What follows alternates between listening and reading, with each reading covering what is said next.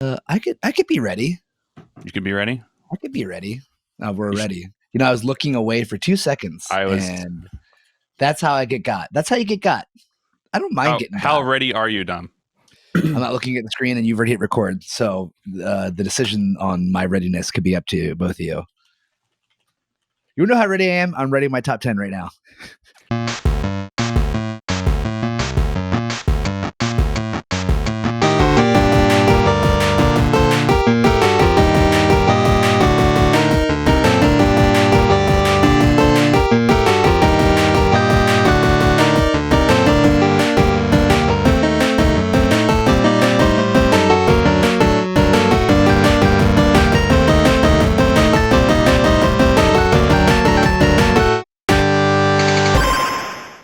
What's up, everybody? Welcome back to the Overachievers Gaming Podcast. I'm the worst. We haven't done this in a while. I am your host, Charlie, aka Vash, joined as always by my illustrious buddy, Dominic Ashy Pastrami. The well-prepared Ashy Pastrami, as he quickly goes to create his top 10 list, even though he's had 2 weeks to prepare. This is how I live my life. This is how he lives his life in the moment. And back with us, friend of the pod, ChefCrondo. Crondo, I think you are pretty much our third overachiever at this point. Nice. So, hey, I'm a fan of that. I'm an overachiever, you know what I'm saying? So I was achieving to get up here. We're all overachievers in all of our hearts. So anyway, welcome back, friend of the pod. You can find us on Instagram at og.podcast. Our Twitter is overachieversp. Our website is beingoverachiever.com, where you can get this episode and every other episode where we talk about video games, sometimes Marvel Strike Force, maybe some cooking, maybe some pasta creation, and then, this episode, going to video games. Pasta creation. That's what's up. Pasta creation is what's up. My wife made lasagna for the very first time yesterday. It was delicious, and I can't wait to eat more of it. So nice. We made gnocchis last night. It was great. Nice. Wow. Everyone is doing a little quick housekeeping. We're going to take this podcast in 2020, at least this segment of it, to once a month. So if you dig this podcast, the regular gaming, there's just a lot going on. I'm buying a house, and I just bought a crazy camera, and I'm working full time on a show for like 70 hours a week. So I can't really do all of it, and need some time to spend with the family. So I'm going to start doing that. And then we're not going to do a Marvel Strike Force podcast this week either. That will pick back up in 2020 as our normally scheduled podcast. So in 2 weeks, you'll get the or next weekend. Are we doing it next weekend? I don't know what we're doing. We can. Yeah, sure. Right. We could do it. We could flip the script. All right. So we'll start next weekend with the so a week from today, when this podcast comes out, is when we will pick back up with our MSF segment and whatnot. So because holidays, traveling, all that fun stuff. But anyway, this episode is the Game of the Year episode, where we take everything we've talked about for the past year. I was trying to make up a number of weeks, but I think 56 weeks, but divided by 2. No, it's 36? No, it's 56. 56. You think there's 36 weeks in a year, buddy? It's 52 weeks, isn't there? 52 God weeks. damn it. Someone look this up. I don't know. I think you're right. I think it's 52 weeks in a year. I can't do math. Math is irrelevant.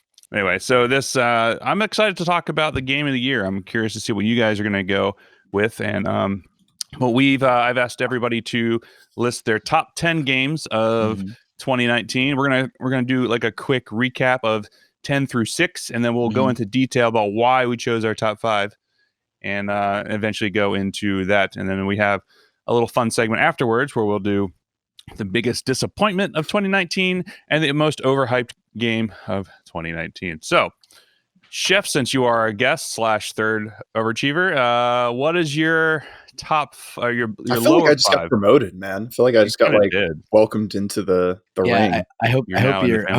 So it's like Fight Club, where like we don't talk about it. No, we want you to talk about as much as possible. Oh, okay, gotcha. Although as I'm saying this, I don't think it's wise to get into a Fight Club with Ashy, because he's probably just right now is the best time too. I currently have a torn labrum in my right shoulder. So if you wanted to fight me, you'd have your bet. The odds are still stacked probably in my favor, because I have 3 other well working. Well, that's even questionable. I'm getting an MRI Thursday. So 2 days hobby, after man. this comes out, I will be finding out why my body is broken. Remember, kids, that's why gaming is a good hobby. No, I'm just kidding. Exactly. You don't hurt yourself gaming. Low impact esport. Low impact esport. All right. So you want me to read off my 10 through 6? Yeah, let's go with 10 through 6. Let's see so what we got. Number 10, I'm going to go with, I don't know if you call this a sandbox game or not, but Untitled Goose Game. Have you guys played that? It's in my top 10. It's hilarious, dude. Like, I bought it just to try it out because my friend was telling me about it. Hilarious game. Honestly, I'm blown away by how much of a fun game you could have being a dickhead goose. You're just a goose, dude. You're just but not only are you a goose, you're a jerk. All right, I got to run through this. Hold on. Is it like Goat Simulator? No. Okay. So you're a goose, and the whole thing you win by like messing up people's activities, their day. Like if there's a dude gardening, you can steal his like tool or something, and like quack, not quack, but like oh my goodness, whatever. Goose. Yeah. All right. So number 9. This was not the best game, but I'm a big fan of One Piece, so I had to throw One Piece World Seeker under there because like I just enjoyed being Luffy and punching stuff. Like that for me was enjoyable. Sure. Number 8, I'm going with Luigi's Mansion 3.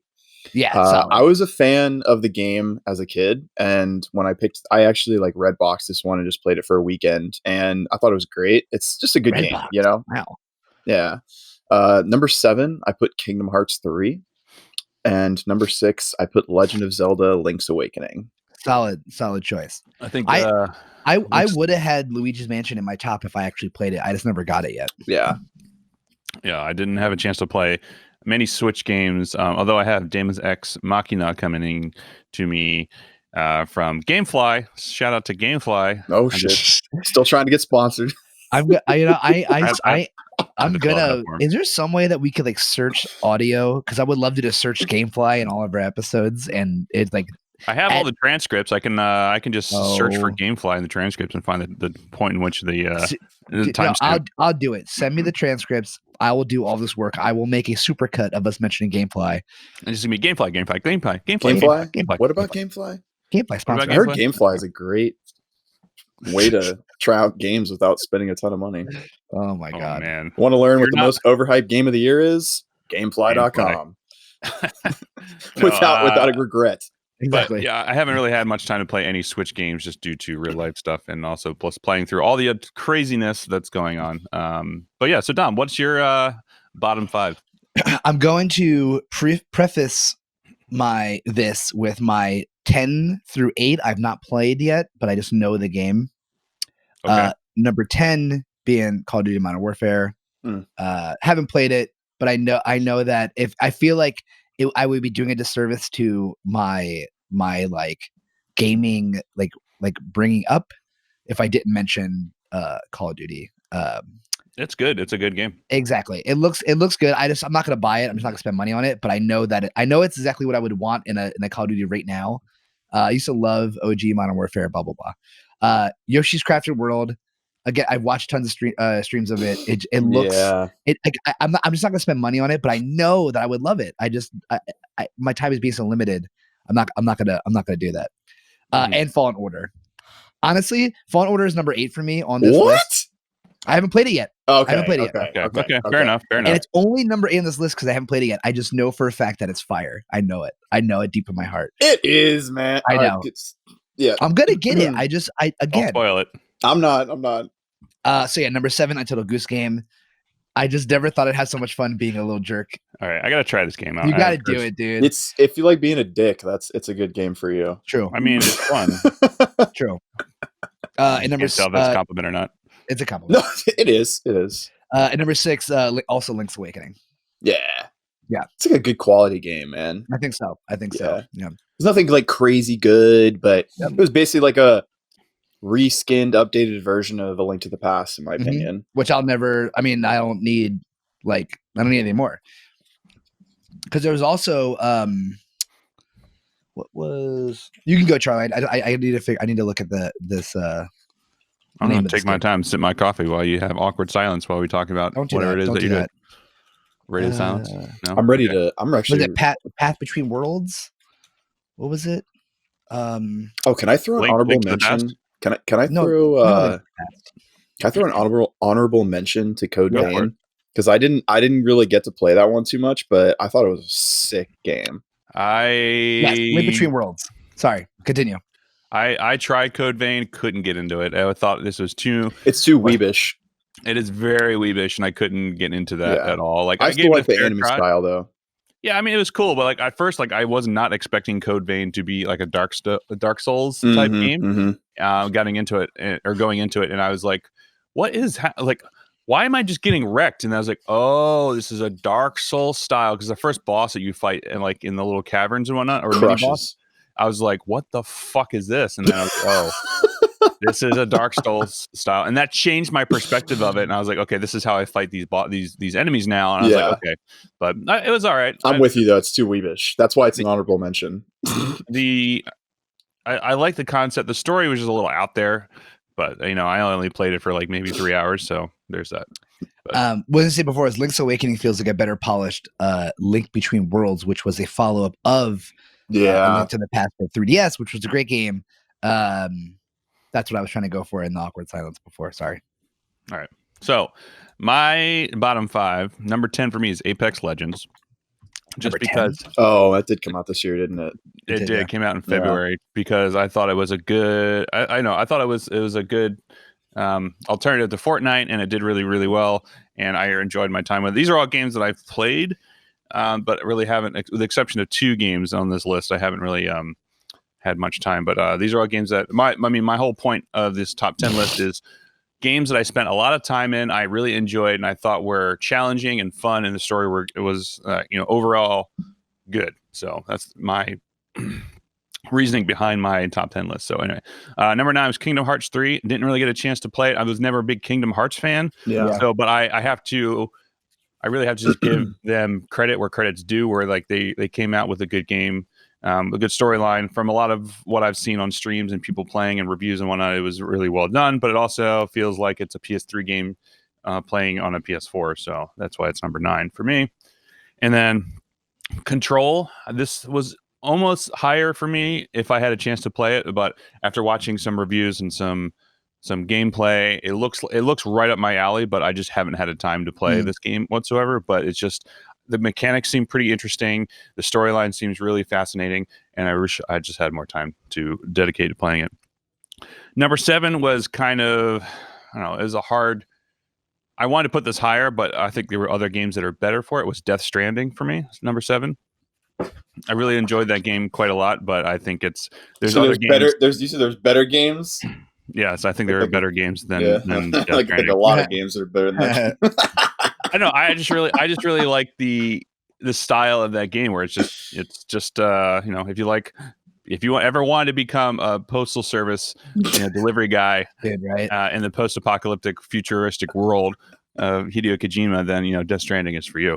But I really enjoy the game. I like what it's doing. It's gorgeous. I think it's a fun game. So, but that's just me. It is gorgeous. I will agree with you. And then my final is Call of Duty Modern Warfare, the newest one. I thought this almost made my top 5. The gameplay, like, I'm not a multiplayer game. I'm really a multiplayer gamer for Call of Duty, I should say.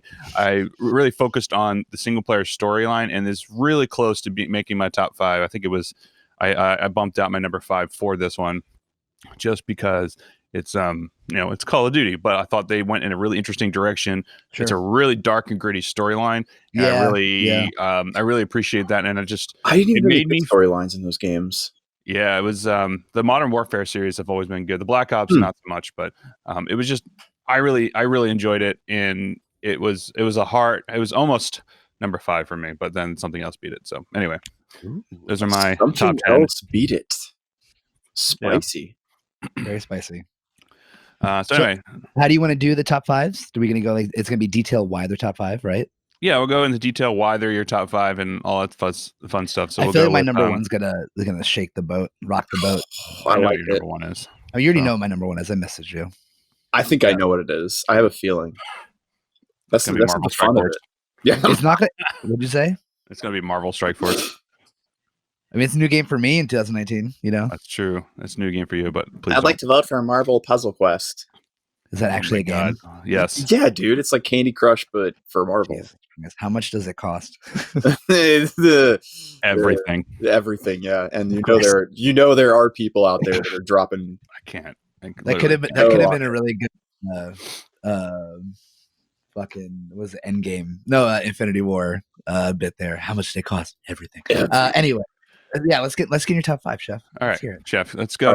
We'll all do number 5. We'll all do number 5. We'll go around. Okay, I like this. All right, so number 5 for me is going to be Fire Emblem 3 Houses. Another game that I know I need to play. I had a feeling. So I actually played a lot of Switch games this year, and because I have a buddy of mine that is a pretty high up dude at Nintendo, and he kind of like there are a few games he told me he's like, you got to play this game. So I did, and I thought it was great. So the thing I liked about it the most is I'm a huge fan of, I mean, I guess you can call it an RTS game, maybe not, but I think Final Fantasy Tactics is like one of my ultimate favorite games. And this kind of falls in that category of RPG genre, I suppose. Right. The storyline's actually pretty good. If you're into the Fire Emblem series, they basically just carry the torch with this game. There's nothing like outstanding about it. Carry the torch, fire. Oh, I didn't even think about that. Yeah, damn, that was good, man. I didn't even think. Just like no, you thought about that. I didn't. No, I didn't. We'll give it to you. Okay, good. But yeah, I mean that's why it's number 5 for me because like it's like it was in the middle of the pack for me as far as like my favorite games of the year. I'm not gonna lie to you, this is sound really bad, but I got into this game probably about logged in like 20 hours or so, and then I picked up Dark Souls 2. So, and Charlie knows that I kind of like became obsessed with Dark Souls after that. So, it fell off, but I still thought it was a fantastic game. So, anyways, that's my number 5. Oh, perfect. I wanted to play that game a lot. I heard good things about it. They have like a permadeath mode too. Like if your character dies, like they're dead in the game. Dead completely. Like done. I played the casual mode because I'm not. Yeah. If I could tell you right now that the first time I lose somebody, I'd be like, "Fuck this game!" Like I'm done. Yeah, my paladin. No. Yeah. How could you kill Johnson like that, man? And he Mally. Back? Yeah. My number 5, I'm almost mad that it's my number 5, but also I can't deny. Okay, my number 5 is The Division 2.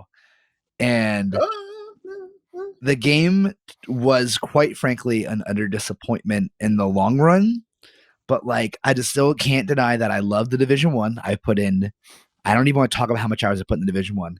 And The Division 2 was on its way to being the same direction. But then they just stopped doing anything for it, which is why it's number 5. Honestly, it probably could have got into the top 6, but like I still did play a bunch of it. Apparently it got better. I haven't had a chance to revisit it. And that's always it's almost a bummer when you hear that. Oh, it got better. It's like, why couldn't it just been good? That's what it is with all these games of service kind of. Well, especially MMO lights. So. It's like it's so easy for it to like they're like, oh, it'll be good, and it's like the community's like, it's not good. It's like, oh, we'll make it better later. Just hang on, But yeah, Division 2, man, just hang on. Game that you paid $60 for, it'll get better, I promise. And that you're going to be paying for DLC and season pass. Well, the DLC's free in that game, but anyway. Oh, at least good. Maybe I'll pick it up again, especially if it's gotten better. But we'll see. But yeah, that's my number 5, Division 2.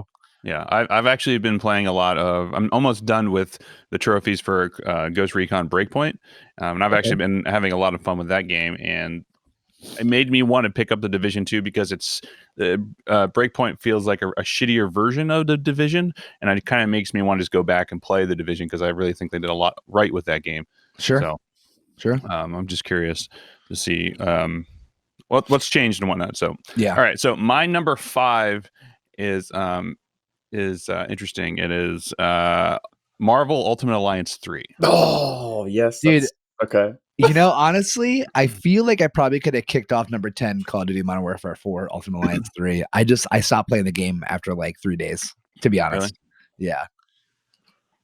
Well, it's fun. Like I had a lot of good times with that game. I beat the storyline. Yeah. What I wanted from that game, I got out of it. So it's like there was it has the grindiness to it, which I kind of like. It has like the Diablo style beat 'em up, which I was a big fan of. It has a lot of it's got the Marvel characters, which like after playing Marvel Strike Force for the past 2 years, like I kind of got more involved in the Marvel games and movies and all that sort of stuff. I wanted to learn more, introduce different characters. I started reading more comics. So for me, it was kind of like just an extension of all that. So sure. Whereas like having, playing Marvel Strike Force, I was like, okay, I don't really want to spend money on this game because it's, it's a cash grab. It's like, let me play other games that are interesting in that same realm. And I love Marvel Ultimate Alliance 1 and 2. Yeah. And I booted up Marvel Ultimate Alliance 2 for the PlayStation 4 just to see what it was. I was like, I still have this game as PS3. Or actually, no, I'm sorry, I booted up on my PS3. And I was like, I'm going to just try it out and check it. It was a lot of fun. I was like, okay, in anticipation for Ultimate Alliance 3. I kind of wish they brought it out for another system other than the Switch because I feel, I like playing was it exclusive? Was this Switch exclusive? Yeah, it's exclusive to Switch, yeah. Which I think helps it for portability because you can just take it anywhere you want, which is cool. Yeah, for sure. But I just kind of wish it was on it has more firepower behind it because I feel like the art style could have been a little bit better. They could have done a little bit more with it. Right. I just wish it wasn't exclusive to the Switch, which it's just fine, I guess, but it wasn't whatever. So anyway, that was mine. I still need to play more of it, but I finished the campaign. I went back and leveled up all my characters all the same level, and then I got really busy and haven't played it since. But it was definitely that's why it's my number 5. So it just has it checks a lot of boxes, and just just good. It was fun. I enjoyed it quite a lot. That's good, man. Hell yeah. Yeah, I don't know. I just couldn't keep it up. That's all. My number 4 is Marvel Ultimate Alliance 3. Tell me why. Tell me why. So for me, mine was like, so you said you had the single player experience. Mine was purely 100% multiplayer experience. And that's what I loved about it. So myself, my boy Trondo, and I know Fett, the 3 of us basically just like obliterated the game together. And we would like take like one random person and we'd roll through missions. And I don't know, it was just a blast, man. Like it was probably one of the best multiplayer experiences I've had in a while because I'm a huge fan of Diablo 3. Well, Diablo 2, Diablo 3. I got burnt out on Diablo 3 because dude, it's been out for many years, and you roll through those. I don't even remember what they're called anymore, but you roll through those missions like so many damn times. Rift runs or whatever. Yeah. It all becomes the same. Right. So, after I had my like 500 Paragon level, hardcore character, I'm like, well, what do I do? So thing I like about Ultimate Alliance is that they had like the challenge missions and stuff like that. So like even if your character was maxed out, there were still challenges that you had to not suck at in order to complete. Sure. So which I can't say the same for anything in Diablo in my opinion. But yeah, I don't know. I love the characters. I will say that I had one gripe with the game. 2. One, it was very short. And I know that their reasoning behind that is because they're going to obviously release more content through DLC and stuff like that.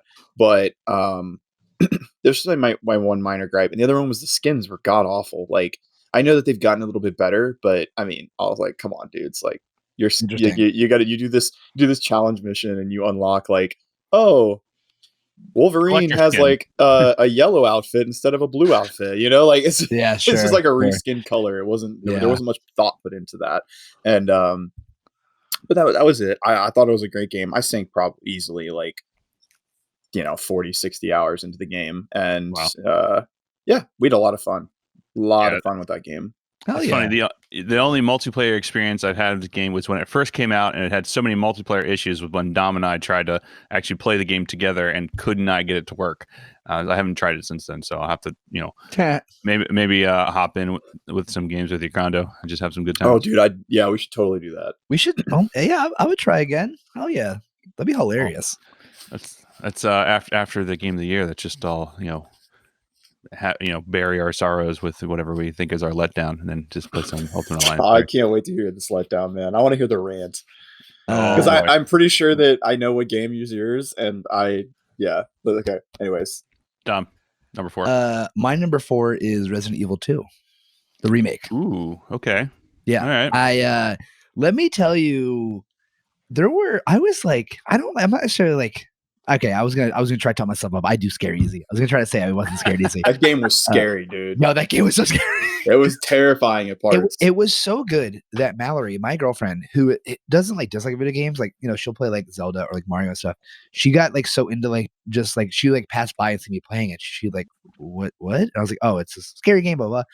She just pulled up a chair and sat next to me and watched me play. It was really, really good.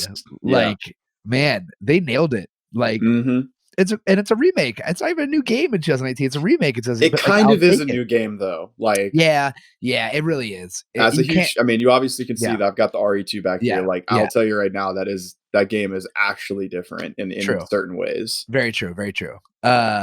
Yeah, I loved it. Absolutely. Which is awesome, because usually when they do remakes, they suck. They usually, it's not, or they're meh, you know? It's like, for sure. Yeah. And RE3 is coming out next year. I know. I'm so stoked for that. I can't wait, dude. If you want to talk about terrifying, dude, you know, Nemesis never stops following you. Yeah. Like it persists throughout the entire game. Like, it's going to be so good. I can't wait to hear the sound effect of him just like crushing through the wall at you, and you're like, oh shit. Just be like, stars. And not like, you know, not star fragments, just stars. All right. So my number 4 game is Days Gone. Ooh. I don't know if you guys had a chance to. I haven't played it. I didn't play it, but I saw people stream it. I remember you were really into it. I remember you I spent a lot of time in that game. And the reason why it's my number 4, I mean, it's a PlayStation exclusive. So if you don't, sorry, Dom, you probably won't play it on yourself a PS4. But I platinumed that game as well. I had a lot of fun with that. It was kind of like they had the main things that I really enjoyed with that was like it was a nice fun open world. They had a ton of mechanics in the game which I thought were fun, like, you know, just the horde modes was a ton. I beat the game and played the game before version 1.03 came out, which is where they fix a lot of shit. So a lot of people's problems with the games and the bugs and whatnot were still apparent when I was playing the game. But I didn't really have that many bugs. I had a couple audio bugs and whatever, but you know, I kind of expect that. You know, it's fine. That doesn't take me out of the experience as much as it does for some other people. Sure. But I really enjoyed the storyline in it. I thought the voice acting was superior and was fantastic. I really had a good time with that, which I feel like it's not usually talked about. Bug. Not usually, just a fly just ran right in my face. I feel like we don't really talk about voice acting too much, and I think it's such a critical part of this world. And I really, it's like it's almost, you got to give a shout out. Like sometimes, like when it's just genuinely good. Like that's a genuinely good actor doing that, you know. Yeah, and also the motion capture just made you feel like you're part of that world, and I just, which to me as a filmmaker and storyteller is very important for me to like feel like you're involved and like your choices and decisions matter. There's some questionable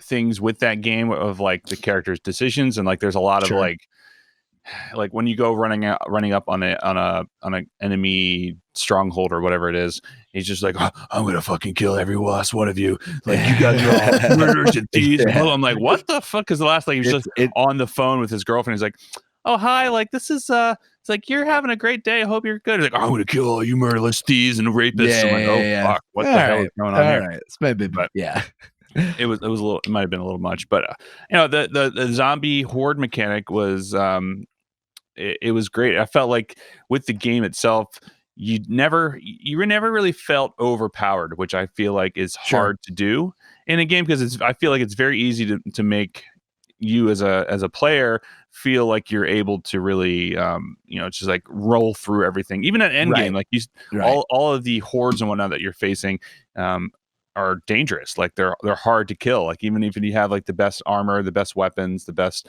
whatever, it still takes a lot to go through and kill all those guys. So I thought the mechanic was great. It made me feel, scared at times, and made me feel like I was like not in control, which is like, because you're playing a game, you're like, okay, well, how do you do this on a game and whatnot to make a character or a player feel powerful, but yet not powerful, like all powerful, essentially. Not like true. Like Destiny or whatever it is.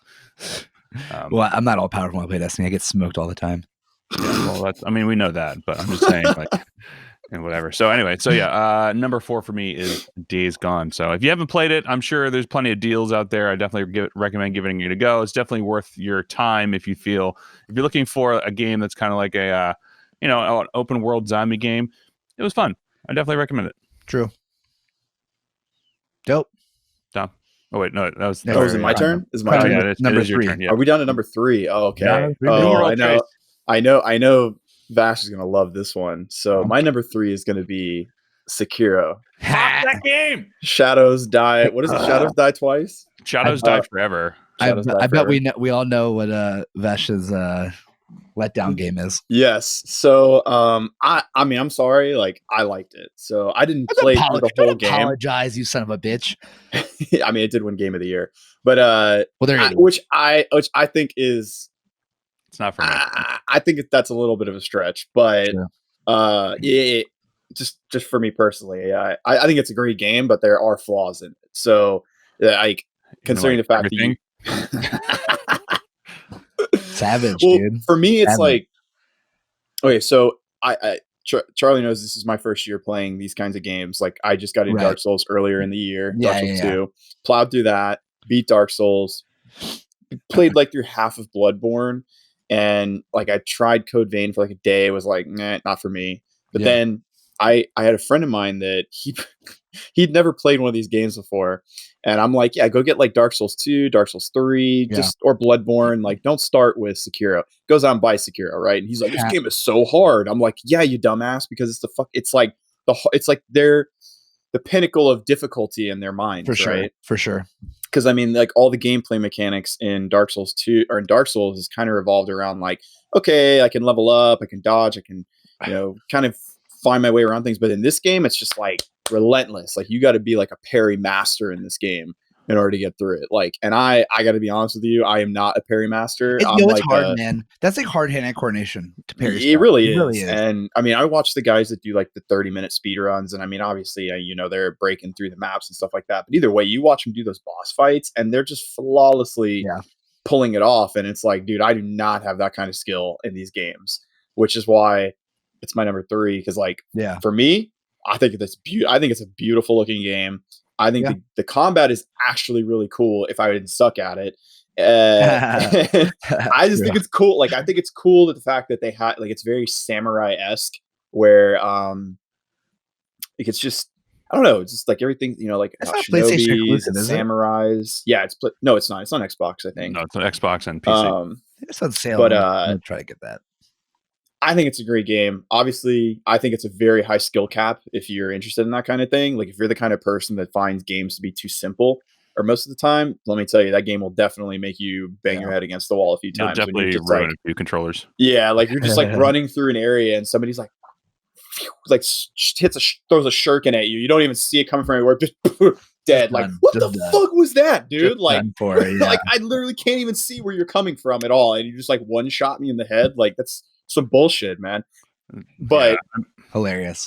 Yeah, and the other thing, like, I will say my biggest gripe with the game, which I think I understand why somebody was explaining to me why they didn't do it, but I don't like the fact you can't customize your character. Like, it's a Soulsborne game, kind of. So, like, you can't get new swords, you can't change your gi, you can't change anything about yourself. No, it's just straight up like, I mean, you can level up your character in terms of like, you can get different abilities and stuff like that, but you don't get to change your weapons or anything, which I thought was definitely weird because it's a From Software game. So, and that's kind of what they're notorious for, is the ability to like completely customize your character. But I think, that's weird. I thought it was weird, but because I didn't actually know that before I started playing the game. And I just thought the speedrunners, because that's the only thing I had seen leading up to that. I thought they just didn't do it because, those guys are so good. They don't need to do it. Yeah, you just start and boom. Yeah. They're just like, to the end. And I'm over there on the first boss. Like, what the fuck what is happening? Game? Yeah. Then you get to that boar fight and you're like, I hate everything about this game. Hilarious.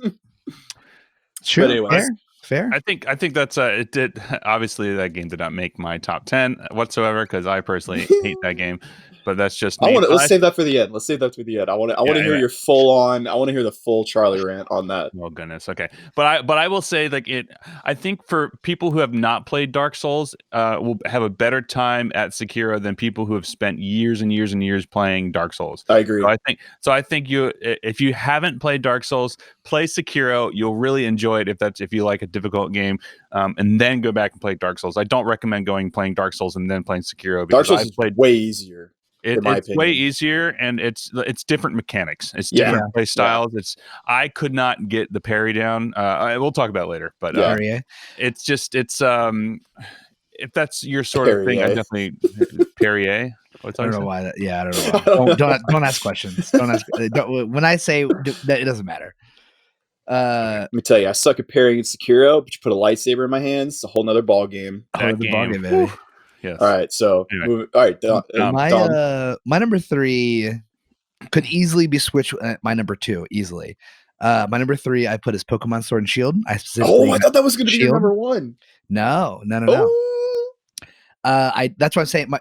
My top 3, realistically, all 3 of them could probably be like as like a single unit.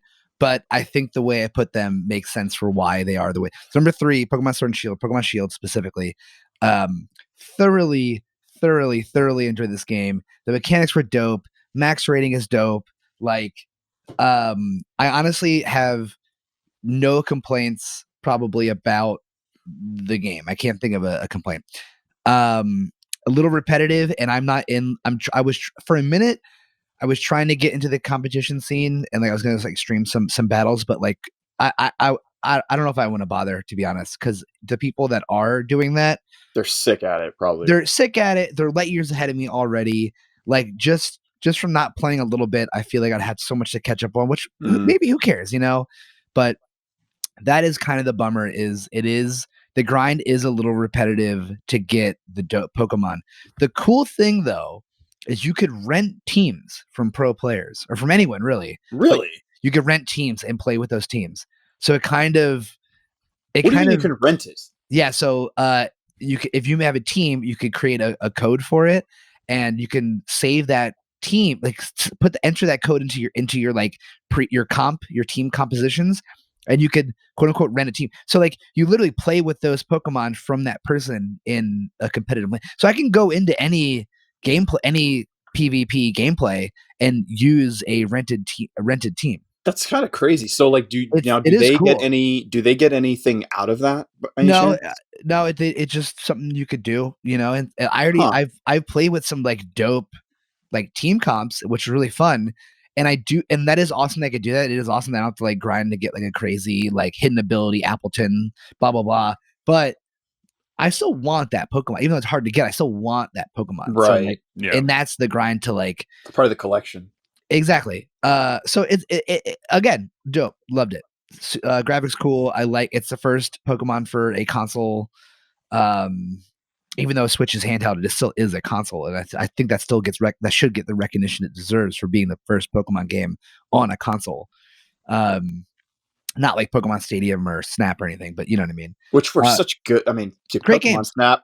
But and the cool thing about excellent game. Sword and Shield is it kind of takes elements from Pokemon Stadium, which in my opinion was one of the best N64 games. That was such a fun good game. And I mean the photo Safari one wasn't your favorite? I did love Snap. I did love Pokemon Snap. The Pokemon Stadium was just so dope. I know, right? But it's great. It's great though.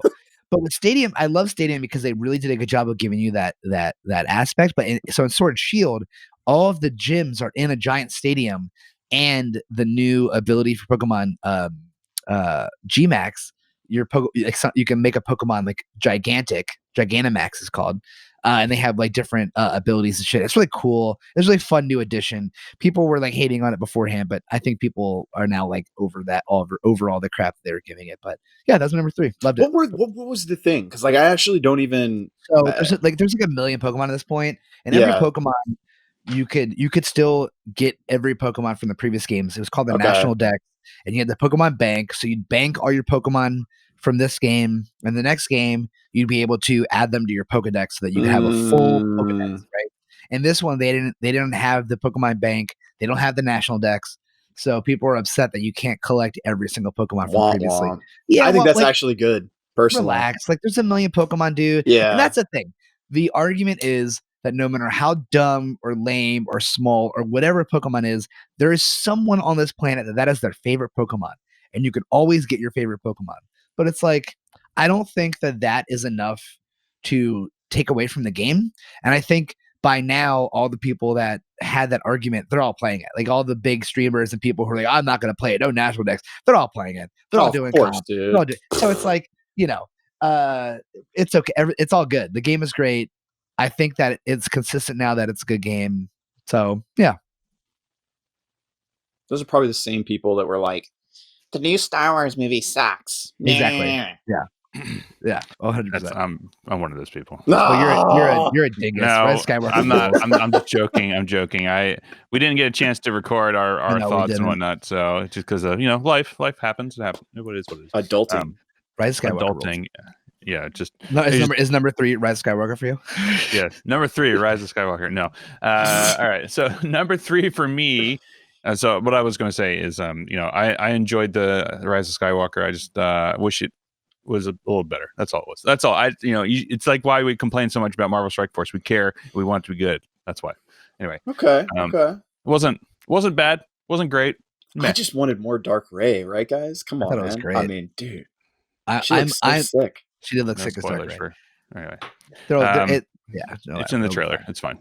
Yeah. So number 3 for me is The Division 2. Okay.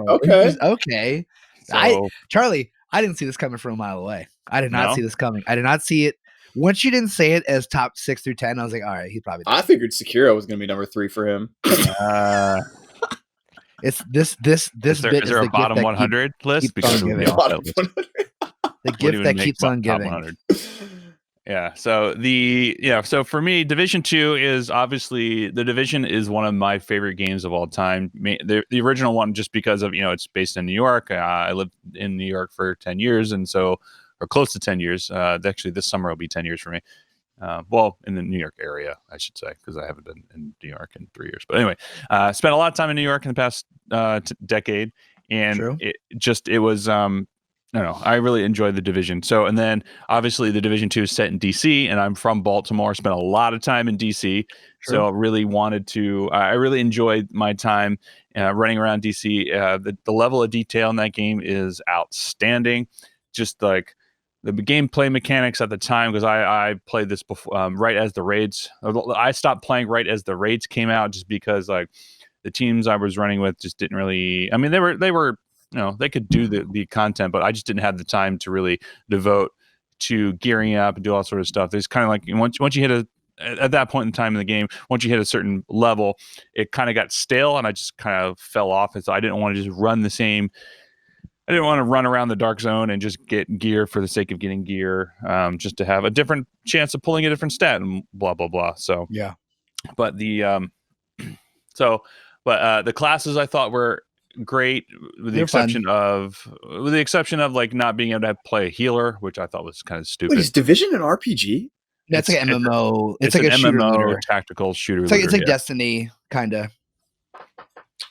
The Division is like a shooter. It's like a shooter.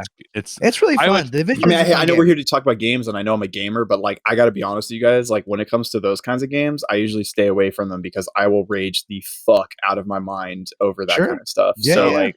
I stay away from them. No, it's fair. I think a lot of people are the same way in certain aspects. Yeah. I thought that the storyline. So I really enjoyed the storyline from The Division, and they kind of carry that over. I don't know if you know what the storyline is, Crondo. So essentially, the quick recap from The Division 1 is there's something that's called the dollar flu. Is somebody injected smallpox into a bunch of dollar bills and passed them out on Black Friday. So because of all the money changing hands with all in the world, like it created like this pandemic with of this virus outbreak and whatnot. Since smallpox is like one of the most deadly viruses ever to exist. It shuts down New York. There's a bunch of like there's a dark zone which is like contaminated and quarantined one. You can't go in unless you have certain things. It's just very smart gameplay, and they expand upon that into DC with Division 2. So the Division 1 takes place from essentially November through February, so in the winter months. And so they had like things where like you had a winter storm comes through New York, and it's they have a survival mode constantly snowing, which is it made the game look gorgeous. And I still recommend playing the Division 1, especially on PC, because you can get it for like $3. My favorite thing was the radio guy would be like, anyone ever wonder why it's still snowing after like 3 years? It's like they even recognize that it's a like little fourth wall break there. But Division 2 takes place in the summertime in DC, so it's a lush screens, like it's overgrown. It's things are broken down, like it takes place I think like 6 months or a year after the events of the Division 1, still carrying on the storyline. So it's like after the world collapses essentially because of this virus, it's like all these different gangs start up, and you're tasked to help the government like rebuild and as a division agent and take out these people. So I really like the squad mechanics of the game, and I really like the tactical elements of the division, and I thought it was just a lot of fun. Like the shooting mechanics are great, and the one thing that I loved about these types of games who are like they focus on multiplayer aspect, and they focus on like creating a squad and going through and doing everything, is you can play the entire story by yourself and not feel underpowered. Like you can actually go through, complete every single mission on your own by yourself without having the need for a squad. I always feel like there comes a point, like even for boss battles, like it might be tough. It's going to be, there's definitely hard moments of it, but you can do it. Like it's not a game where you can't you need a squad to beat this fight. Like, no, you can do it. You just won't get as good loot as you would if you had a squad. But like you can go through and do it. And I thought that it was a smart way of doing it and making it fun, so that way everybody could, if you don't want to play with friends, or if you just antisocial or whatever, you can still go and do it in all the events and everything by yourself. So the only thing I will say that I don't like about the Division 2 after playing Breakpoint for a while is how bullet spongy everything is. But I don't know if they've changed that. That's always going to be a thing. Yeah. Like, what do you mean by bullet spongy? So like a raid is just you sit behind cover and just reload, and you're just hitting the boss for like an hour. Some guy, you're just like you're shooting a guy who's running around in like a gas mask and like a vest and with like cut off sleeves and whatnot. And you're like shooting him, and he doesn't do anything. He doesn't. So that's really all it is. Okay, I got you. Yeah. Because with playing Breakpoint, like there's guys with armor, you can shoot off their helmet, and then you can one shot them with a headshot. But I mean that's a different game. So that's neither here nor there. Even though they have raids in that game, I haven't really played it. But I will definitely have to keep my eyes out for that. It's fun. I would say if you find the Division 1 on sale for like under $10, I definitely recommend playing that. Or actually, I mean, it's on sale all the time. You know what I'm thinking though? This might be the perfect game to rent from Gamefly.com. Yes, it's true. Use our promo code. Actually, we don't have promo code yet. We don't have a promo code. But it is. But we could. Gamefly.com. I was gonna say it, but there is an affiliate program, and I started the process of signing us up for it right now. You have? Yeah, it's already happened. Oh, great! It's not done yet, but it's gonna be done soon. Promo code ChefCrondo. I tweeted to them. I tweeted them, and they responded like, "Here's our affiliate link." So hey, oh shit, should do it anyway. But yeah, so if you get a chance, I mean, definitely recommend playing the Division 1 because I think it's a really good game. But it's constantly on sale on PlayStation and whatnot and PC. So like, I bought it for both PC and console. I played it more on console, obviously, because I have more friends on console. But it's definitely worth a game. It's definitely worth checking out, and it's a game that I spent many hours on. And I think I'm going to go back and try. To see because they added a new class and they added some other things. I want to go back and check it out again, just because I had so much fun in that game, and to the point where I was remotely playing the Division 2 when it launched, because I was in Texas at the time for South by Southwest in Austin, and I was like remotely logged into my iPad playing on a controller to like try to like The feature is cool. Level up. Yeah, it's cool. So anyway, I can tell you really like that game by the way you talk about it. Yeah, it's just it's a good game. I haven't played it in a while, but it's definitely a lot of fun. So this is the way I feel about my number 1 pick. Yeah. So all right. So Chrono, what's your number 2? So my number 2 is going to be Star Wars. Is it Jedi Fallen Order? Mm-hmm. Yeah, Jedi Fallen Order. Yeah. So I just got this game 2 days ago. Ooh. And I can't stop playing it. I can't stop thinking about it. It's so good. So I actually wanted to ask you, Charlie, do you think it's like a combination of Dark Souls and Assassin's Creed? I think it's a combination of Uncharted and Dark Souls. Okay, so I never played Uncharted, but like for me, I have a bad history with jumping and things like that, and my best friend knows that. So yesterday he asked me to watch the gameplay because he was considering buying it, and all he needed to do was watch me. I was on the first planet, Bogota or something like that. No. Mm-hmm. No, the second planet that starts with an N, I think. Nifa?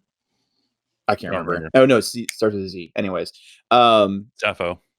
So I was doing that part where there's like the turbines that are coming around, and you have to use the force to stop them for a minute. You got to jump over and time everything perfectly.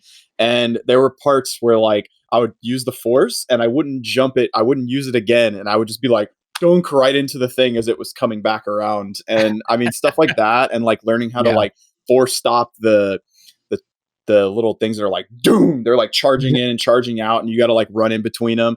I just the game is so good, man. Like there's just something so satisfying about A, having a lightsaber, B, having a dual-sided lightsaber, so that like when I walk upon a pack of people, I can just be like, you know what?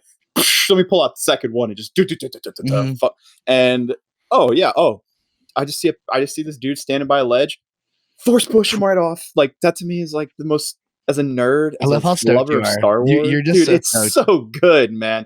I've been playing the game for like, I want to say like 10 to 15 hours so far because I just got it, and I don't even think I've scratched the surface on it. Like I know it's not a super long game, but I like the fact that there's those little what are they called? The little things you can pick up, Charlie.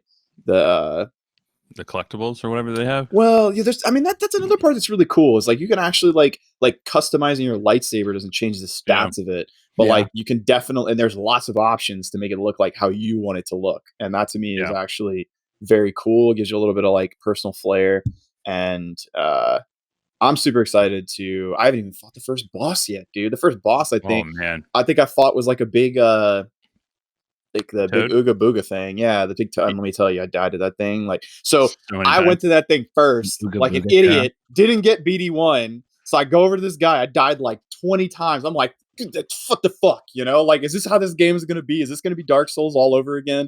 And I run around the corner. I'm like, okay, I got to try something else out. And I get BD1. You go back and you whoop the toad's ass. And I'm like, oh, okay. Well, I just wasted an hour of my life because I was impatient and went the wrong way. But that's kind of how those games go, right? That's true. You know, you can. The fun thing about that is later on, you get force pull. You can pull the tongue out and chop it off. It's fun. Whoa. I just love this game, dude. It's so dope, dude. I guess just because I mean, look, guys, I've got my Death Star coffee mug here. I mean, you can tell I'm obviously a Star Wars head. So, like, for me, it's definitely and it has been forever since they've put out a good Star Wars game. I think that's the biggest thing. I feel like, I mean, Battlefront 2 is not bad now. Apparently now it's fire, which it does look pretty cool. Again. People are loving it right now. It's like genuinely like the latest like changes are apparently. I'm gonna start playing again. Definitely. I just think it's been since Knights of the Old Republic 2 since I've really liked a Star Wars game that was put out. So, or maybe Jedi Academy. That one was pretty good, but. Yeah. So anyways, because I know I have a feeling that there's gonna be somebody else here that puts that in their top 3. But yeah. I just wish I played it. I'm gonna do it. It would have probably been higher for me. It's on sale right now. Yeah. Yeah, of course it is. You should get it. Of course it is. I'll go real quick because my number 2 is also Jedi Fallen Order. Oh, nice, yeah. Nice. All right, nice. So nice. I to expand on what you're saying, because I finished it, I've platinumed the game, I've gotten everything you can do in that game. The customization is great. I thought like the worlds that we've always heard about in the Star Wars universe, you never get to visit either in the movies or anything like that. We get to go to Kashyyyk. Like yes, Kashyyyk is awesome. It's just the level of detail given to that game is great, and I was a little concerned with EA putting it out because so they had like collectibles and skins that you could do with the lightsabers of yourself, of BD1, of your ship, of your poncho, whatever. I was like, oh fuck, this is going to be a microtransaction hell. Like it'd be cool, but like I just don't want to have like pop up, and there's none of that. They were true. They were true to their word. Yeah. Everything is collectible in the game. You can customize it however you want with colors, with like different material with lightsabers. And I would go back and change my color every now and then. I'd change like what the lightsaber looks like, little things like that, which I think were pretty badass and just a ton of fun with that game. And just man, it's just such a good. Like some of the things you have to do. Like okay, so the first puzzle I had to do. When you're in that one artifact chamber or whatever, and you have to actually like use the force to push the ball around in certain places. Like to me, like that's so what, like if you were a Jedi, right? And you walked into these places, like you have to find yourself in situations where you look around and be like, well, what can I use this badass ability I have called the force to like get through this room, right? So like you have to actually like that's the thing to me that I think is the coolest shit ever is I have to think like a Jedi. Like I can't just be like in Dark Souls, you know, when I see a pack of 4 dudes, I'm like, all right, well, I'm gonna go in and just get out my great sword and a great lance and just be like, oh, fuck all of you. But in this game, it's like you can't do that. So I mean, you don't have that ability. Maybe you do later on, but I don't right now. So I'm not gonna say. Yeah. I mean, I bet that's the other thing, right? Is that like you actually like you see the progression of him from the very get go to like slowly building his power with the force, and like he gets a little bit better, a little better. And I mean, of course, it's any game in general, but like again, I just think it's so fucking cool because it's Jedi, and this is the first time I feel like that they've really captured the essence of what it's like to be a Padawan with the force, and like slowly you're just like accelerating your skill set, I guess, and everything's so badass about it. Like the way that you save the game, like he just sits down and meditates, and like you got this whole grid of abilities, and the like what you were talking about, the attention to detail, right? The ship when you're going from location to location, the fact that you have to go sit in the seat and it actually takes you through light speed or warp speed and things like that. It's so good, dude. Yeah, so I was really happy with what Respawn was able to do with that game, and like I was concerned, like I said, but like their attention to detail was absolutely incredible, and they took their time and they did it well, and you can kind of see little things from like Titanfall with like the wall running that they do, the wall running, yes, and just like how they grab, just like it's great because you can go back, even though I've beaten the game, it's fun just to go back and like you get the thing where you can just like you have stormtroopers shooting at you and you just deflect all their bolts at once. Like there'll be a section later on where it's like a bunch of stormtroopers, like 5 or 6 or something. Like well, like there's a commander and like this, they stop, they aim, they fire all at once, and if you parry it, he'll deflect all of them all back into it. It's so good. So it's not a quick time event. It's just like they're up on a ridge or something like that. They're shooting at you, so you can do that, and it's just like it just makes you feel badass and makes you feel like you're in control. And it's just like it was a lot. I would have to agree with you. It is it's satisfying, man. It's satisfying. It's fun. They don't have DLC planned for that game, and I really hope that they get like community feedback and be like, okay, let's make some DLC for this because I want to go to more planets. I want to play more of this game because I do feel like even if once you're done with the main storyline and complete everything and 100% and go everywhere, like as much as I want to go back through and explore more, like I've already been everywhere, so I've seen everything. Like I want an excuse to play more of this game. You know what I want? I'm gonna tell you right now that they need to capitalize on this. They need to do the Sith version of this game. Yes, right? Wouldn't that be cool? Like it's it kind of made me want that. The Sith version of this game, or just the ability to choose. Oh, even better, dude! Like the whole like idea of the Knights of the Old Republic, or not Knights of the Old Republic, but Force Unleashed. There was Force Unleashed. It was like Force Unleashed was what they wanted this game, or they wanted to be. Like this is the game that they wanted Force Unleashed to be, and Force Unleashed was not that. It was bad. But you could go lighter. You could go lighter dark in that game. You could, which was pretty fun. Because I just think it'd be cool to like shed light on the whole relationship between the Sith Padawan, he's not a Padawan, but because in Star Wars lore, the Sith, I think there's only two at any given time. Yeah, so, but like and Palpatine kind of did what he wanted though. He had Sith under him. He had like the True. They were technically like Sith light, True. You fight Inquisitors, I think, in this game, right? Don't you fight Inquisitors? Yes. Yeah, right. I thought so. Yeah, but I think it would have been just to have the ability to choose whether like what path you want to go down would have made this game just an extra bit better. Even though I'm curious, it's still good. Hey, do they, as the game goes on, do they talk more about Cal's backstory? Like, is that kind of okay? It's kind of like Inception, where you find out his whole you find out the whole thing and whatnot, I wasn't really sure about the timeline for this. Apparently, this takes place right after. This takes place. Well, they show Obi-Wan, so they had a holotape with Obi-Wan in it. Yeah, like there definitely was a thing that I found where it was like Obi-Wan comes out and says something. I didn't remember that, but I know it was old Obi-Wan too. It's I think it takes place in the realm of Star Wars. I think it takes place between 3 and 4. I think is where it takes place. I could see that. Order 66 is an Yeah. So that's what I think it is. Anyway, so mine and Crondo's number 2, Jedi Fallen Order. Dom, what's your number 2? Gears 5. Ooh. Yeah. Not to be mistaken, it's specifically not called Gears of War 5. It's Gears 5, which is weird. For whatever reason, it doesn't matter why. I love the game. I thought Gears 4 was okay. But 5 was very polished. The story is, I think, super cool. You get these really, really, really interesting landscapes, literally going from like frozen tundra, like wasteland to desert wasteland, and you have like, this cool skiff that's either obviously snow or sand. But just, I thought, really fun story. The multiplayer was really good. Big shout to my boy Danny back home in Pennsylvania. We played together. Haven't played Gears since Gears 3. I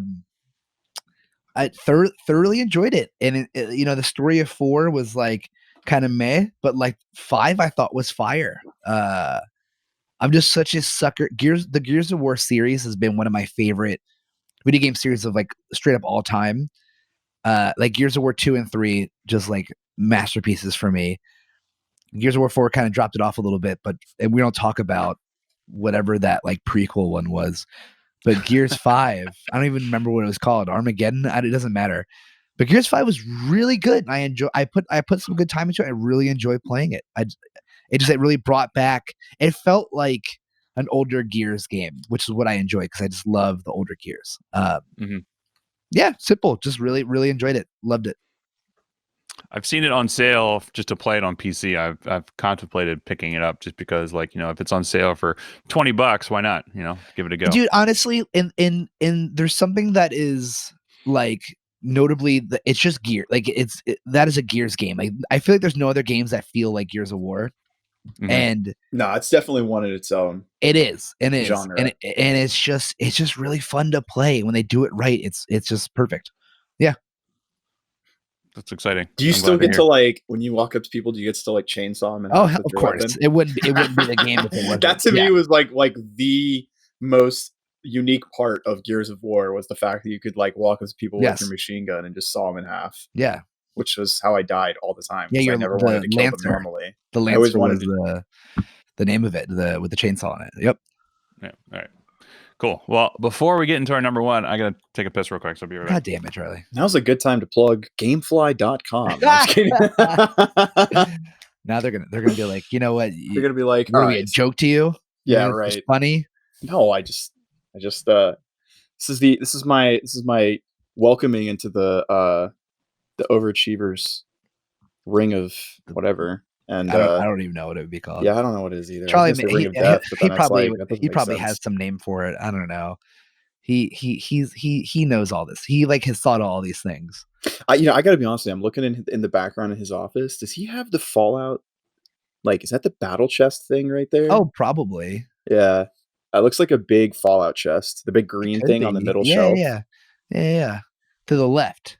Mm-hmm. Yeah. I don't know what it is. Good question. I actually wanted to put for the biggest flop to be Fallout 76, but technically it came out in 2018, so I had to leave it off my list. Oh, but I guess it did. Yeah. Let me tell you right now, man.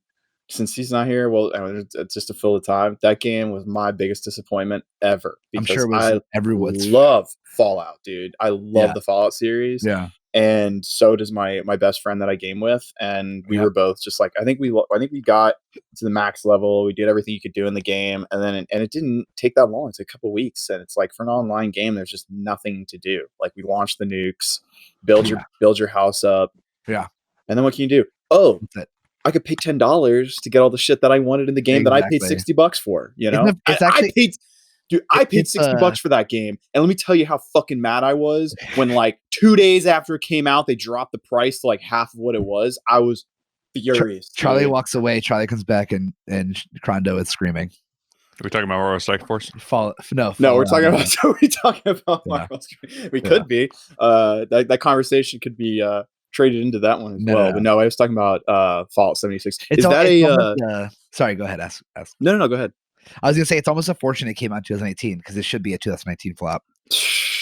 Is that a Fallout battle chest I see behind you, Charlie? Sure is. Yeah. I was saying that the Fallout 76 would have been my biggest disappointment, but it came out in 2018.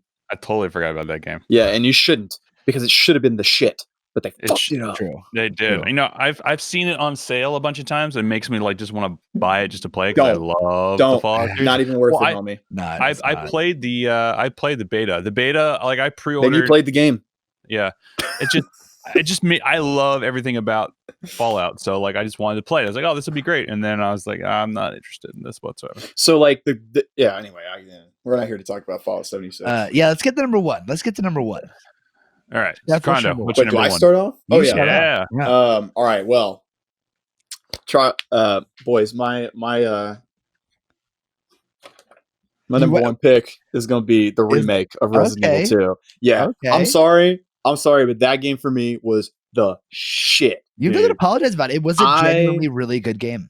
So I'm a huge RE2 fan. I mean, the game gave me nightmares when I was a kid. To me, it was just. At that point in time, dude, there was nothing like it. I mean, RE1 was so fucking scary. I was a kid, you know what I'm saying? And RE2, when it came out, was the ultimate game for me, right? With Leon and Claire, and you could play through A, play through B on the other character.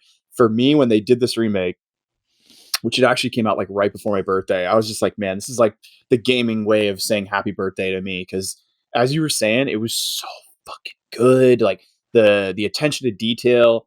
The fact that like you're walking around with just a pistol and a flashlight for the first portion of the game. And I mean, the first time you play through the game, you obviously have no idea what's coming. I mean, as you play through it, you can obviously anticipate things are going to come at you. Yeah. But like the first time I came around the corner with Leon and the tyrant pulls back the helicopter and just looks at you and he basically like bitch slaps you in the face. I was just like, what is this game, dude? They made it so good. They took the same game that was already amazing and they made it even better. I mean, I have no complaints about that game. I don't have a single complaint about that game, except that I could have played it for an infinite amount of time. Yeah, for sure. I mean, I easily played through every scenario I could in that game. And I'm actually really bad about not completing games. Like I'll get like 80% of the way through the game and get, ooh, squirrel, there's something else shiny over here. Dude, lately it's been the same. Yeah. Yeah, that game was just incredible. And I'm so hyped. We were talking about it earlier. I'm so hyped about the fact that they're doing the same people are doing RE3. So that guarantees the fact that that game's going to be amazing. True. Dude, I mean, like the tyrant following you around in RE2, like the first time I was playing the game, because I was playing it with like volume all the way up, lights off, just in the darkness. And like when he would be following you around, all you hear is the dun, dun, dun, dun. And you just turn around and he's right in your face and he's just staring at you and then just like grabs you by the throat. It's like, that was terrifying, dude. Yeah. I had to turn the lights on. I was shitting my pants. I couldn't play with lights off. I couldn't play with lights off. I was terrified. I live alone. Streams of me screaming, like straight up. And it's not fake either, dude. You're like actually scared. Yeah, I was actually scared. And then it's like, as a grown ass man, you're like, was I really just scared over a video game? Like, yeah, because it's scary. Yes, it's scary as shit, dude. And then you start hearing things. You're like, they did such a good job with the ambiance. Wait a minute. They did such a good job with the environment and the ambiance of the environment, and just hearing a moan or scream far. Yeah, agreed. And I also like the fact that, okay, so the reason that I said that this is different than that this is a good remake is because they actually kind of chopped and screwed the whole storyline, and they actually built upon what was already in the original RE2 and kind of like went into more elaborate detail with certain things. Like, I can't think of the name of it's been like, I played it in January, so I can't remember the name of the characters off the top of my head, but the daughter that you have to follow, and like when you're in the little room and the old guy's trying to follow or trying to get you, or Sherry, that's her name. Yeah. And you got to like crawl into the space. You got to hide behind the guy, even though he's like right around the corner. He's like, where the fuck are you? You know, like just all those parts of the game were not in the original. And, man, I'm very excited to see what they're going to do with 3. Very excited. Hell yeah. Yeah. The only thing that sucks, but I don't have I feel like I won't have the same passion that ChefCrondo just displayed for his number 1, and I feel like I'm just not doing it service. Man, no, I'm gonna step into your toes, Dom, because my number 1 is Resident Evil 2. Yes, you both have the same number 1 and 2. That's crazy. And you know what's well, that's because it was the shit, dude. So it was just to piggyback. I'm actually off a little of that, surprised on yours, Charlie. Well, mine also comes from that same nostalgic quality of like, okay, well, here's his game, because it was for what, PlayStation 2, I want to say it was. No, it was PlayStation 1 when it came out. Was PlayStation 1? Yeah. Right. Oh yeah, because I guess you have it right there. So at the time, the original is 19 years ago or 20 something years. It was 99, 98, something like that. Yeah, it was like 1998, I think. Yeah. So it's over 20 years old at this point, and so it was. I'm happy that they brought it back. Let me look at the box, actually. Since you have it right there. I'm happy that they brought it back. Yeah, 1998 for another generation to experience this game, because at the time, like you said, it was a feat. It was a gaming feat to be able to do this and have like sort of emotions being brought out from you as a gamer, and that's what it really set the stage for a lot of different games. So back then it was a big thing. But the reason why it's my number 1 is for a lot of what you just said. So even if you've never played Resident Evil before, you've never played any of these games, you don't know anything about these games whatsoever, if you play this game because you want to play a zombie game, like, it is a survival horror game, and I'm also scary easily as a grown-ass man. Zombie horror survival game, in my opinion. It evoked emotions out of me that I didn't know that I had. For sure. I was just like, because I'm sitting here, because you're playing at your house. Like, I'm sitting down here in my theater playing it. So like, I have surround sound all around me. So that'd be terrifying. It was absolutely terrifying, because when Mr. X is walking around, because he's not just, you have to run away from him. You hear him upstairs. And so I'm literally hearing him walk around upstairs, from me, with all the speakers. So like as the doors open, I'm turning around, like, what the fuck is the real fuck? I'm like, it's my screen. Like, why am I turning around to see and listen to what's going on here? The sound design is top notch. The characters, top notch. Yeah. The story, like you said, they took elements from the original story and molded it to fit a modern day scenario. And like, it was just great. It's just like, like, why don't they just call for help? It's like, well, the cell phone towers are down or whatever. Yeah, they couldn't do anything. It's like, granted, I still think it takes place back in the 90s too, right? If I remember, it's correctly, the early 90s. Yeah. Yeah. So it's like, they don't necessarily have all these, the same technology we have today, but it's just like, I mean, look at the cars they're driving in the game, like everything's very old schoolish. But like, just like the environments are there, like, they brought back some of the boss battles that have, like, if you remember it whatsoever, but it took a different spin on it. Mm-hmm. Like the crocodile fight, for example. A crocodile fight, as well as man, it's just so good. See, but like, for example, like, in my opinion, they didn't have the clock tower in the original RE2. Do you know what I'm talking about? Like, where you have to get you have to go up in there, because that's the first time that you have to interact with the tyrant, like, constantly, persistently following you. and that was not in the original. But that's the thing. That's one of those little things they did to this game to step it up a notch and to not make it so linear and boring, I guess, in a sense. Like, yeah.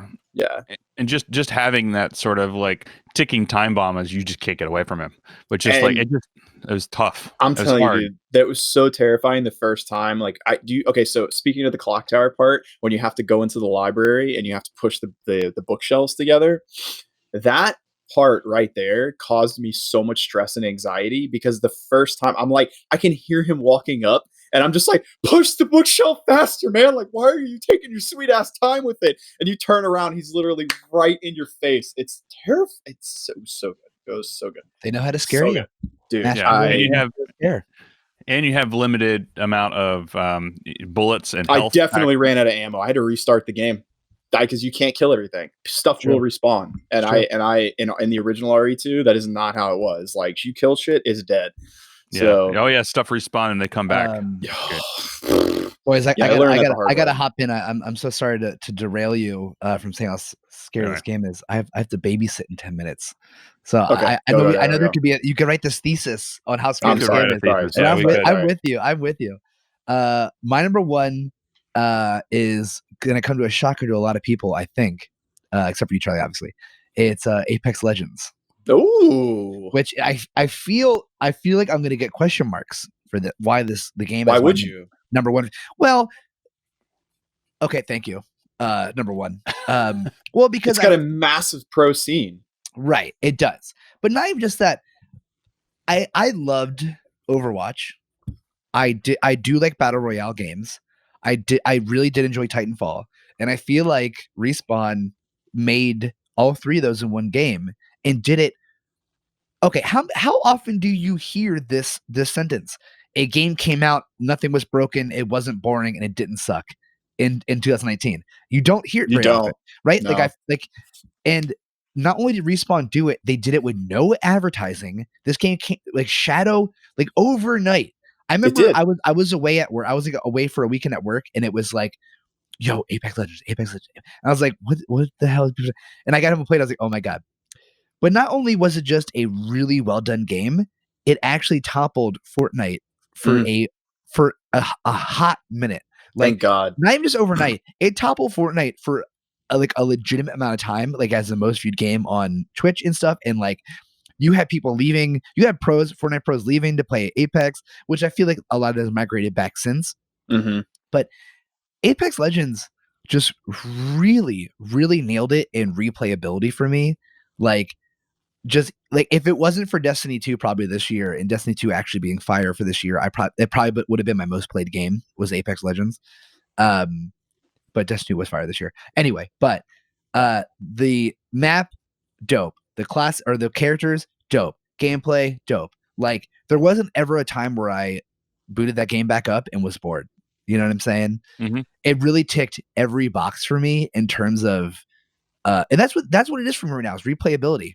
Because I'm like you, like I've never been that way as I was younger, but as an adult now, I play a game and like 80% of the way through, I'm just like, okay, I gotta do something else. And it's not because I'm bored or I don't like it. I don't have the attention span for video games like I used to when I was a kid. You know what I mean? Mm-hmm. And Apex didn't do that.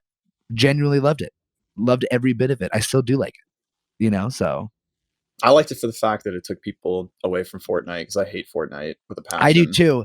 And the great thing about Apex toppling Fortnite was it still kept all the like super young kids in Fortnite. And like Apex is definitely I would say a more adult game. 100%. 100%. It's kind of Borderlands-ish in the art style. Sure, yeah, art style. Yeah, for sure. Borderlands 3 wasn't even in any of our... Well, I figured one of you guys were. I figured Ashley would have been the one to do. No, I'm not a Borderlands fan. Of course, hilarious. I'm actually surprised it wasn't at yours, Charlie. I mean, I don't know. I enjoy. I totally forgot. You know, about it. How about this? Can we do honorable mention? Can we do honorable mentions? Honorable mention. Well, 100%. In that case, I have two honorable mentions I would love to throw out. World War Z, genuinely dope game. Fun. So much fun, just a fun game. And Friday the 13th, the game. I don't know if you played Friday the 13th, the game. Me and my buddies my like clan from Destiny 2, we have a Friday. It's like every Sunday. We like 8 of us will boot up Friday the 13th. It is so much fun. It is so much fun. It's so stupid of a game. It's so much fun. That's my honorable mention. All right, so we're gonna go through and do the biggest flop and the most overhyped, like the TLDR version of it, since you got to run. Yeah. What you guys got honorable mentions? Mine was Borderlands 3. Mine was Code Vein. Okay. Yeah. Fair. Yeah. All right, I got my biggest flop and my most overhyped. You ready? I feel like we're all gonna be the same except for Charlie. I'm curious. Oh, you go. Well, yeah, you go. No, biggest flop for me was Anthem. Yeah, that's mine. Same. Really? Wait, Charlie. Sekiro's not yours? Biggest flop? Oh, not biggest flop. I guess I was mixing biggest flop and overhyped and not liked game. Yeah. Or biggest disappointment. Yeah, biggest disappointment for me was and I was actually thinking about what you guys were saying about the voice acting and stuff like that. I thought the voice acting in Anthem was fantastic. Like the conversations you had to have with people, like they did a pretty good job. But we can all agree that game fell short epically. It was definitely like I really wanted that game to do well. Apparently they're like, we've talked about it, that they're like redoing it or whatever it is, but for like Anthem Year 2 or whatever they're calling it. Yeah, but hard pass. Hard. That is 100% hard pass. But most maybe overhyped. If it's like maybe if it's like $5, I might buy it. It's $5. Yeah, exactly. Honestly, I'm not gonna lie. I don't think if that game was out for free, I wouldn't. I just don't care. You had your chance to make this fire game. Fire. Right? The gameplay was pretty cool. When I first saw it, I was like, this is so cool. I'm Iron Man. I'm literally Iron Man. Yeah. And then it's like, it's whack. Yeah. Oh, wait, I'm Iron Man and I do the same thing over and over and over again that I've been doing since like level 1. For sure. All right. My most overhyped game, Death Stranding. Ooh. I just don't get it. I don't get it. Like, I'm sorry, but you can polish a turd any way you want. It's still a turd, right? To me, that is not a game. You're literally it's a delivery. You're a FedEx simulator. The way I think for the post-apocalypse or something like that. I view the game as being a vessel for the cinematics. Like all the gameplay you're doing is a vessel for the cinematic like output of the game, which I think that's what he wanted. I can totally see that. There's really not much game. You're playing gameplay. A movie. I was watching streamers play it, and it's like I remember just sitting there being like, what the fuck are you doing, dude? Yeah. Like you're literally like climbing and running and getting the shit that falls off your back. Like I just didn't get it. But Charlie said it earlier.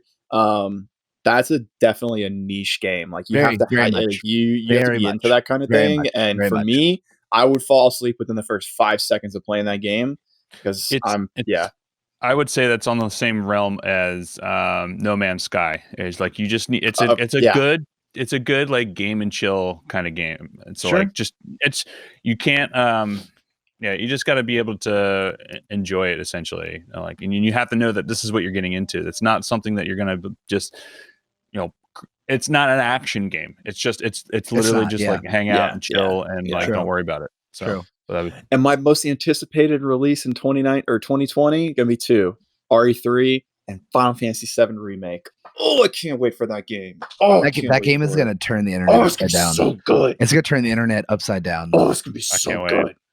I can't wait for that either. Yeah. So we're gonna have to have a full podcast just for that game, the FF7 edition. I'm 100% on board with that. Yeah, you guys can do that for each other. I don't know if I care enough about it, to be honest. I'm sorry. I was never a Final Fantasy guy. I was never a Final Fantasy guy. And that's the thing is like you either are or you're not. Like because that game, Final Fantasy 7 to me was like, I think I was like 10, 12 years old. Like first game I really got like balls deep in, and when Aerith died, or Aerith, like I remember just sitting there like, I don't get her back. Like what? So yeah, true. God, Sephiroth looks so dope. The whole game's gonna be sick. Okay, anyways, I love you. So Don, what was your most overhyped?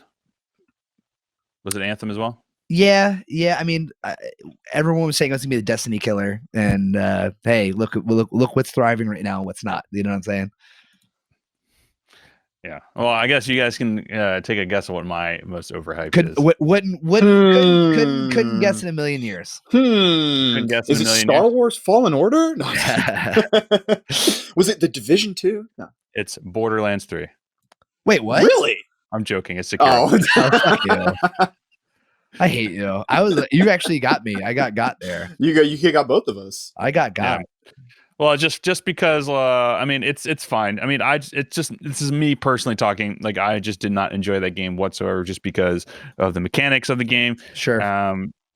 But it's just because we've had a discussion about this. I've just played Dark Souls for so many years. I just got used to that system. Yeah, and it's like, I honestly, could not wrap my head around it. Yeah, and I feel like when you hear the Dark Souls people are like making another game, you anticipate Dark Souls kind of in a way. Yeah. And when it's not definitely. that, like you go with a preconceived notion of what the game is going to be, and even if it's not bad per se, it's not what you expected or wanted, so it automatically has a negative bite in your subconscious, right? Mm-hmm.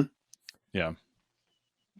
So anyway, that's those are our games of the year. I'd say collectively, game, I think Resident Evil 1 or Resident Evil 2 remake. Oh yeah, we all enjoyed it. I think it'd be hard not to enjoy that game, unless you're just like horror games, which is fair too if you don't, I mean, yeah, it depends on what you like and what you don't like. But yeah, so I think collectively that would be the Overachievers Gaming Podcast of 2019 is Resident Evil 2 remake. I also am looking forward to the remake of Resident Evil 3. I will be playing the shit out of that game. I'll play it. And hopefully in my new house whenever that comes out. So hell yeah. But anyway, thanks ChefCrondo for being a part of our podcast. You can find us on og.podcast on Instagram. Our Twitter is overachieversp.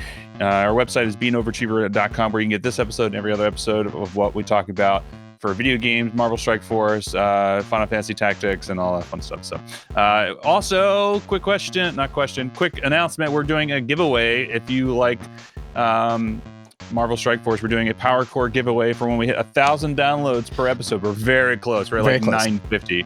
So tell your friends. I'll put a link in this so you can hang out in our Discord. I forgot we also have a Discord that we talk about stuff, and we have a good time where all of our guests come in, talk about games, all that fun shit. So I will also put a link in the description below. Check out the Discord, check out the giveaway that we're doing. Probably will happen in the new year, probably like midway through January where we do the giveaway. But anyway, so yeah, thank you all for coming out again. Have a merry 2019. 20. Happy end of the decade. God bless everyone.